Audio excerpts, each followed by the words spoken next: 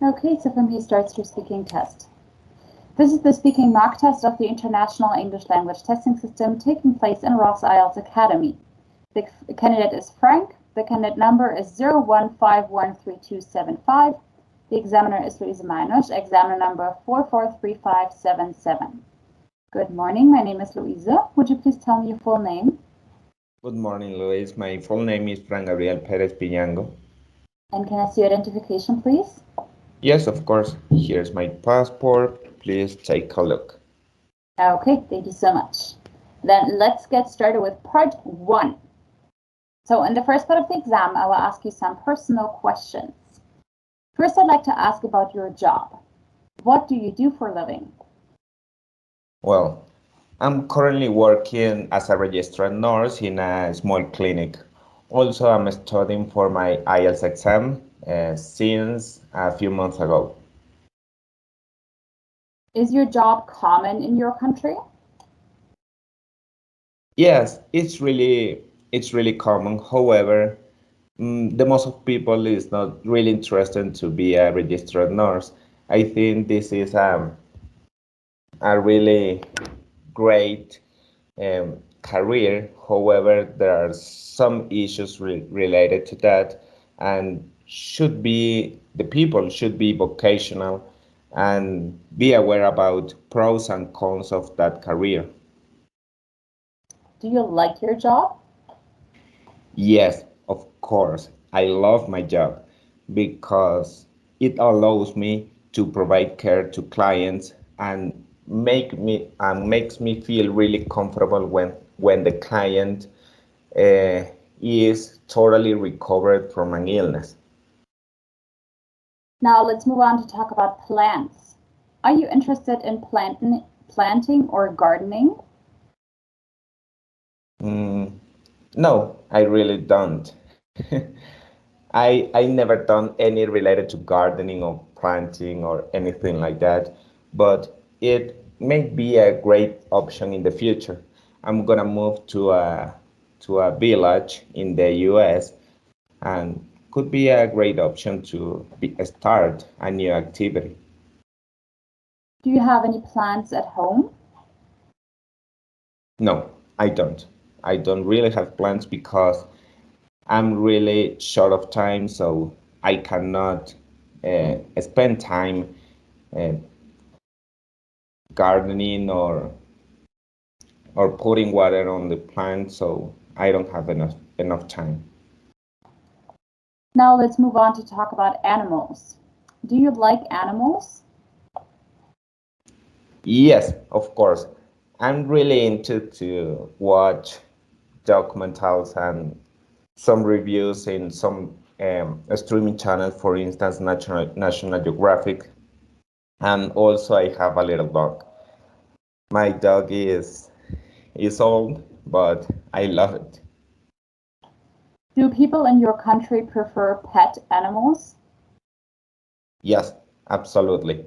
In Ecuador is really popular to have a pet, especially cats and dogs. Um, it's important to keep in mind the weather of my country because the city where I live is has a really high altitude, around 3,000 meters, and the animals should be some special with and special hair and some conditions to resist the climate conditions. What was your favorite animal as a child? Well, as a child, I never had a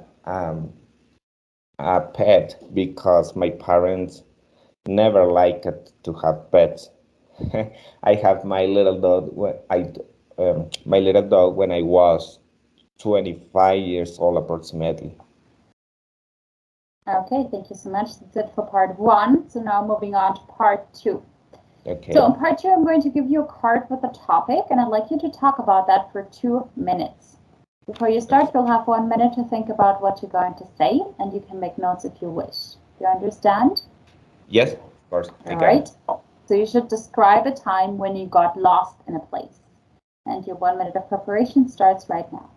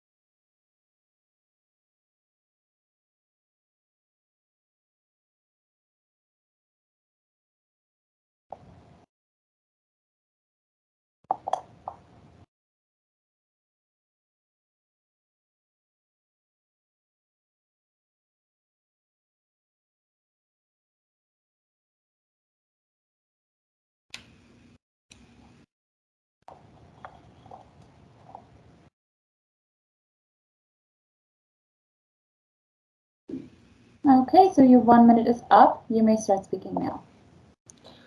Okay, I'm gonna tell you about one of the most terrifying trips that I never made. It was in Cuenca.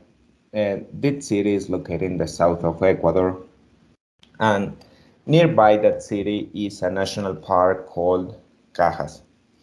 Cajas is a part of the country full of lakes.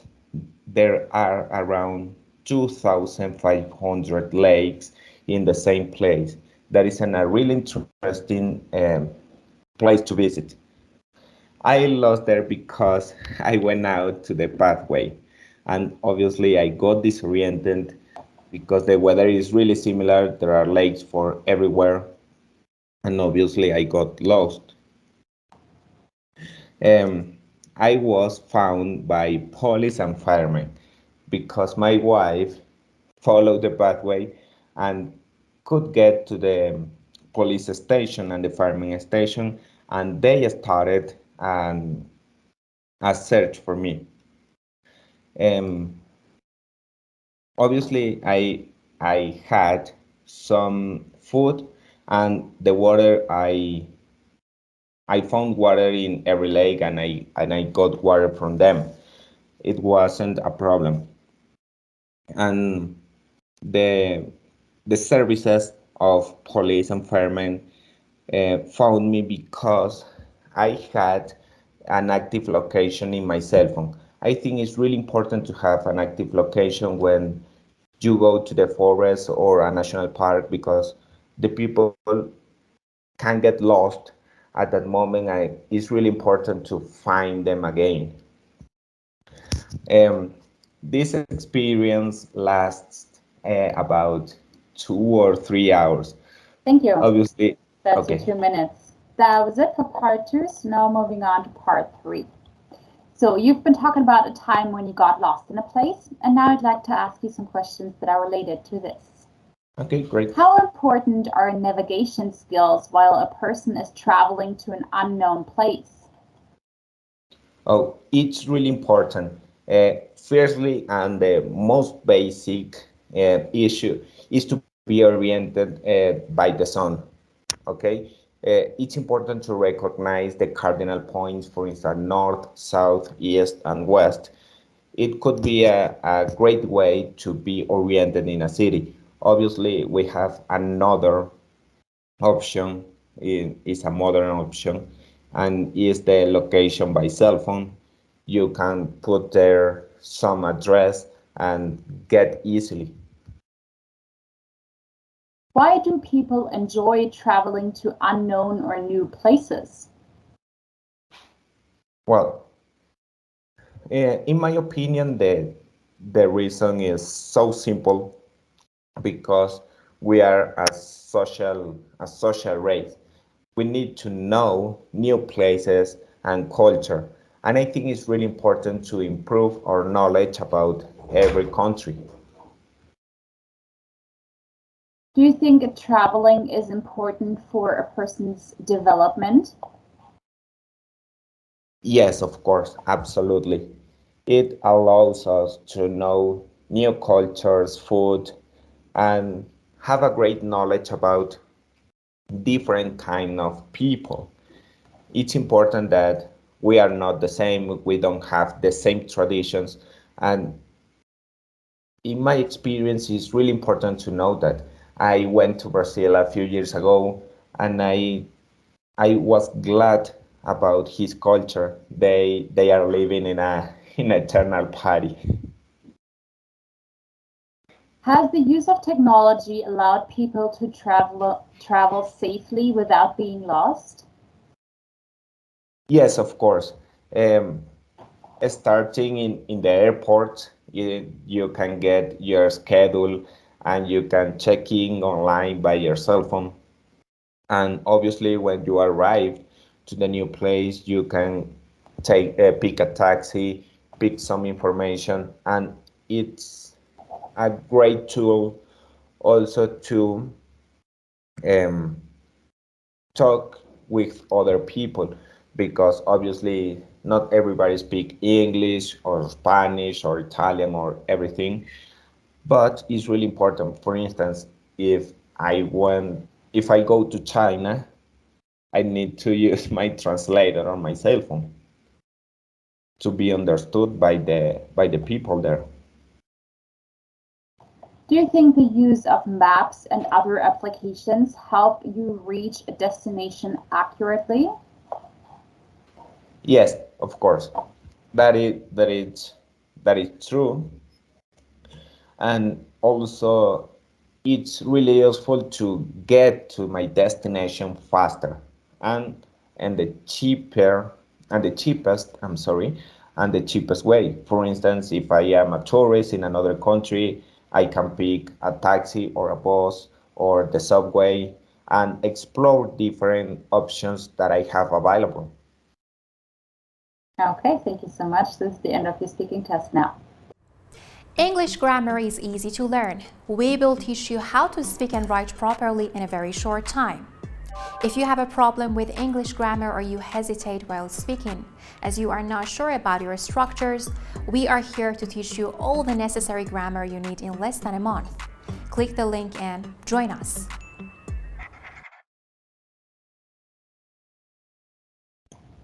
Okay, so let's get into some feedback. See how you did today.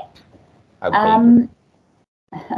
Okay, so first I'll get started with a general idea about the 3 parts, then I'll move on to your 4 IELTS criteria, and in the end you'll get a total score for today. Okay, so great. Parts 1, 2, and 3. Part 1, as I mentioned in the beginning, is about personal questions. So it's supposed to be short questions, short answers, right? I mean, you've been through this before, but I'll just do a little recap. So I'd say the length of your answers varied a bit, right? Because some are rather short and then others got a little longer. But in general, you can keep it at about 3 or 4 sentences in part 1. That's totally fine, right? Part 2 then, all about talking at length. It is very important that you cover your full 2 minutes in this part, and that you can use your bullet points to do that. You did very well. You did cover your full 2 minutes. I felt like in the end, you kind of struggled a little bit maybe to keep going. But the important part is that you did, right? So that's great. Definitely keep that up, because otherwise you will lose points in fluency and coherence and lexical resource. All right, part 3 then is all about longer coherent answers, where you can really develop your topic and elaborate on your ideas a bit more. And I think, again, you did very nicely, right? You did talk for a little longer than you would in part 1, for example. So you really laid out your ideas, and that was great. Definitely keep that up for part 3. So yeah, I'd say length of your answers overall throughout the test was fine. That was it for the 3 parts, and now we can move on to your 4 IELTS criteria that you're going to be judged on. They are your fluency and coherence, lexical resource, grammatical range and accuracy, and your pronunciation. So let's get started with your fluency and coherence. So overall, I think you gave some very nice answers, right? You obviously always understood what I was asking you about. You always had coherent answers. That was great. And I would say most of the parts you also had very natural reactions to that. And that's always good to see, right? Because that means that you're really engaged somehow. It's not just, you're actually trying to have a conversational thing there going on. And that's very good. You also in part 2, for example, I'd say you had some very nice topic development. You know, you really had a story to tell, and then in the last maybe like 10 or 15 seconds, that's where I think you kind of struggled to keep going. But you know, you still did, and that's good. If that happens to you, there are different things that you could do, right? For example, you can give more details or examples of a situation, right? So you told the story how you got lost and then police got you back. And what you could do is talk about the rest of the night. You know, you got back, what happened then? I don't know, you could say, I was so relieved, and then I went out to eat with my wife, and we had some typical food for the region, whatever you want to say, right? This also is going off topic a little bit, and that's totally fine if you do that, right? You can try that out a little bit. That's also a bit about practice, I would say, but that's definitely a good way to go if you're struggling to keep going, right? Go off topic, give more examples and details. That's also very interesting for part 3, because in part 3 you have a lot of general questions, right? What is this or that like in your country? And of course, there are a million ways to go with that answer, but you can go just for something very specific that you know how to talk about and where you feel comfortable with. That's just, you know, as a little general hint. You know, you had some little hesitations here and there, language and content related, I would say. But I think, you know, if you just use some of these techniques that I talked about, or what you could also do is using some boosters and fillers in between, you will for sure be able to reduce that a little bit. Also, I always think that, you know, putting yourself into that position of the test situation and for the first time in a while for you probably, right? That's always stressful, and that causes a few more hesitations than you would normally have. So always keep that in mind, right? Okay. Other than that, for your fluency and coherence, what is important here are connectives and discourse markers as well. I'd say you had a very nice range here. You used some nice ones, things like however, for instance, obviously, currently, and so on. I'd say, you know, you probably know even more. So maybe try to throw in some more of your linking words and stuff, you know, especially in part 2. A lot of people, when they're telling a story, they tend to repeat themselves with their linking words. So try to vary that as much as you can. And I am pretty sure that you know a lot of them. So you should be just fine there. Nonetheless, I'd say you did very well in your fluency and coherence, so I give you a 7 here.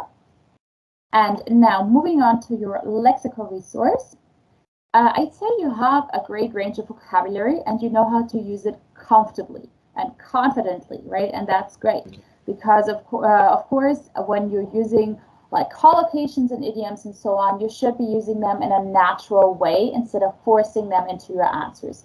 Which you did today. You had some nice collocations in there, such as it allows me to provide care, or resist the climate conditions. Some issues are related to this, and so on. So these are like expressions that are very nice.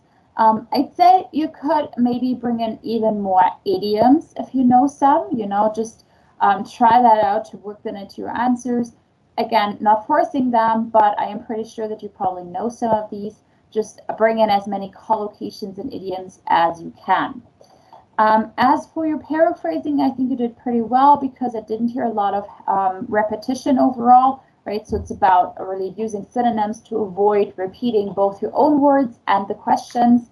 You did very well, so nicely done for a lexical resource. I also gave you a 7 here. Okay, great. Now moving on to your grammar and accuracy. I'd say you have good grammar, really. You know, you really used some nice structures in there comfortably again. That was great. You had some conditional clauses, relative clauses, subordinate sentences, or some different kinds of tenses. That was good because it's all about a range of your complex structures as well as complex tenses, right? So this, you know, it's always about complexity here. And I think you really knew what you were doing. Of course, you can always maybe throw in even more of these if you can. Try that out. As for your tenses, I'd say mostly they were correct. Just once or twice you slipped a little bit. For example, you said, I'm studying since. I have been studying for my IELTS since whatever, you know, the time was, or for 2 years. So whenever you use since and for, it have been studying with an right? You said in part 2, this experience lasts 2 hours, but it was in the past, right? So it lasted 2 hours. So past versus present tense, maybe just take a look at that again. And 2 other things for your grammar that I just noticed. Sometimes your third person S was missing. I actually noticed that you self-corrected a few times when it came to this exact thing. So obviously you already know about that, and you noticed it yourself. That was great. If you can, maybe try to reduce it a little bit, because since you already noticed it, that means that you can maybe avoid it overall. The same thing goes for your plural S. Sometimes that got lost. So for example, you said different kind of people, different kinds, right? Because different is more than one, obviously. Okay. But these were just little things in your grammar. I'd say most of your sentences were correct. So I still gave you a 7 here. And now on to your last one, your pronunciation. I would actually say you have very clear and nice natural pronunciation in English, and that's great, because you want to be as clear as possible to avoid any misunderstandings, of course. Your rhythm overall, because you had a nice flow of speech and fluency, it was good, right? Always remember to really connect the sounds of your words to create this kind of melody. Speaking of melody, I would say as for your intonation, you had some nice conversational tones in there. However, I'd say you could still do more there, right? Because sometimes your voice was at this like one level and you seem to be occupied with your ideas and grammar. Of course, you have to, think of so many things at once, but maybe try to use your voice a bit more to put emphasis on stuff, or, move it up and down a little bit more to really create this like conversational tone throughout all of your answers. You sometimes have that, and then in other instances it dropped a little bit, right? So keep that up throughout. And then one other little thing, so that's nothing major, but I noticed that you used abbreviations such as I'm gonna. And of course, when you're comfortable with the language, that's totally fine.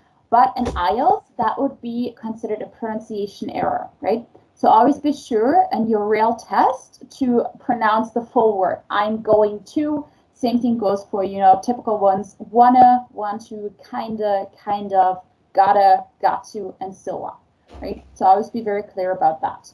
So for your pronunciation, I gave you a 6. That means that your total score for today would still be a 7, right? Okay. So I am pretty confident that you can get your desired score, especially because you still have so much time left to practice. 3 weeks, I would say that's plenty of time to really push yourself a little bit. If you put in some time and effort, I'm sure you can get up to the 7 there. I would actually also recommend you to take another mock test before your real test to kind of reassure yourself where you're standing, and again, to practice the situation and have some different topics in there, right? Because putting yourself in there and being a little stressed out and then different topics and stuff, you never know how you react to that. So I'd say mock tests always give you something to work with to really be more confident about what you know, right? That's great. Okay, right. That was a lot of talking from my side. Do you have any questions now? No, I really don't. No? Okay, cool. That sounds good. So I got two more want to from you hear. then. Sorry? I just wanted to hear my overall one. Yeah, that's good. That's good. Okay. So what did you think of this test overall? Was it useful for you?